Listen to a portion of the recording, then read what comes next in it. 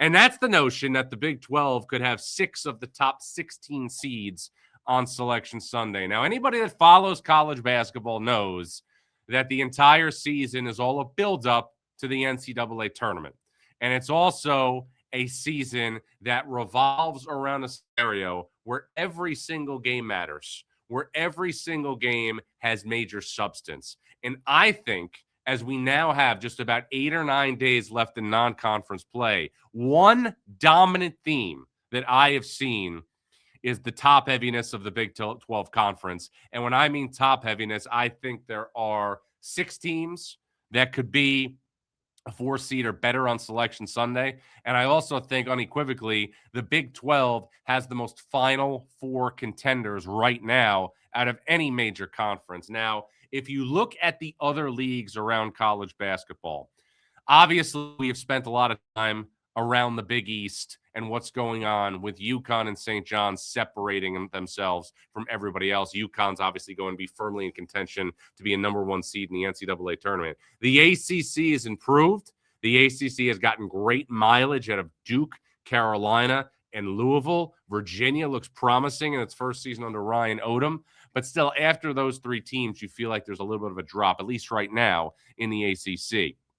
The SEC is not obviously depth-wise in the same position it was last year, but still has a legitimate shot to get 7 or 8 teams in the NCAA tournament. And then I think when you look at the Big Ten, there are 3 teams, Michigan, Purdue, and Michigan State, who are all cemented right now inside the top 10. And there should be great representation from a volume perspective in the NCAA tournament from the Big Ten. But I don't think we see the top heaviness in the Big Ten we see in the Big 12. The Big 12 feels different. And I'm going to tell you why. Because I've spent an awful lot of time on this show breaking down the potential makeup of this conference at the top. And anytime you talk about Big 12 basketball, you want to talk, obviously, about what the state is of Kansas. And Kansas, thanks to its Hall of Fame coach, Bill Self, has, in my opinion, exceeded expectations in the preseason, considering the fact that Kansas has not had Darren Peterson, somebody who's going to be in contention, if healthy, to be a first or second team All-American, and somebody who's going to be in contention to be the top overall pick in the 2026 NBA draft. He has been in and out of the lineup for the Jayhawks, but that has not precluded Kansas from having a very productive non-conference slate. Kansas lost at North Carolina. Kansas lost at home to UConn, and Kansas lost to Duke in the Champions Classic. But beyond that, Kansas has answered the bell. Kansas won multiple games in Las Vegas without Darren Peterson, including an incredible come-from-behind victory over Tennessee. Kansas beat Missouri in Kansas City. Kansas, when Darren Peterson went out of the lineup Saturday against NC State and Raleigh, found a way to win a road game over a quality opponent. And with all that said, with all that Kansas has done, which to me is a byproduct of the greatness of Bill Self, I still firmly believe that what I said prior to the season is still on point, despite Kansas exceeding expectations. If you're slotting and you're looking at the Big 12 right now, based on performance, based on what we've seen from opening night on November 3rd till right now on December 15th, you have to look at Kansas as still being the 6th best team in the Big 12. But that also reiterates that there are major Final Four contenders above the Jayhawks. Arizona, on the heels of Saturday night's blowout win over Alabama in Birmingham, is playing as well as any team in college basketball. I know what Michigan has done. I know Michigan has ripped through teams like a chainsaw through butter. But I do want to point out that Arizona still, resume-wise, went to Alabama and beat Birmingham, beat UCLA in Southern California, beat Florida in Las Vegas, won a game at UConn. I know that Braylon Mullins and Tarris Reed didn't play, but Arizona still, to me, is a team that is not just going to be a threat to win the Big 12, but it's obviously now the team that's in the pole position to be the number 1 seed in the West on Selection Sunday. And that would mean first and second round games likely in San Diego and then regionals in San Jose. Arizona, as we know, has never been to a Final Four under Tommy Lloyd, hasn't been past the Sweet 16 under Tommy Lloyd. Then you look at Iowa State, led by TJ Otzelberger, who led Iowa State 9 days ago to as impressive a road victory as we saw this season when Iowa State went to Mackey Arena and blitzed Purdue by 23 points. Then you look at the fact that BYU has been a team that has answered the majority of the calls it has received. BYU went to Boston, was very competitive against UConn at TD Garden, lost the game. But BYU also won 2 games in Florida at the ESPN Events Invitational, beating Miami, beating Dayton, beat Wisconsin and Salt Lake City, came back and beat Clemson. I was at the game last Tuesday in the Jimmy V Classic. BYU looks the part of a team, thanks to A.J. DeBanza, Richie Saunders, and Rob Wright, that will be inside the top 10 for the majority of the season. And then there's the team that nobody is going to talk about, despite the fact that this has been a program in Houston that has been a number 1 seed in the NCAA tournament for the past 3 years. But Houston loses a game to Tennessee and Las Vegas, and all of a sudden everybody forgets about the Houston Cougars. That would be a colossal mistake.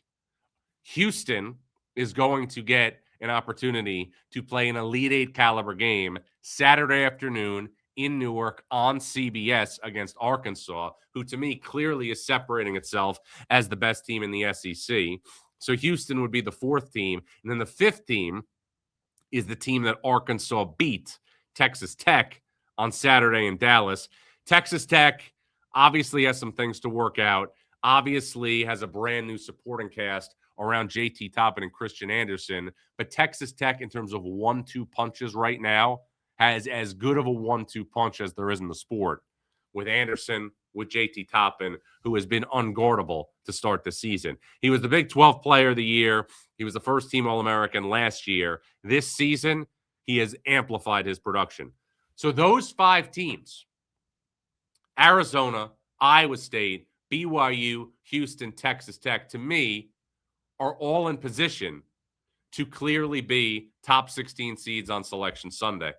And Kansas is right behind, because Kansas went through the non-conference schedule, at least so far. Kansas is going to play CAA favorite Towson on Tuesday, but the losses are bulletproof.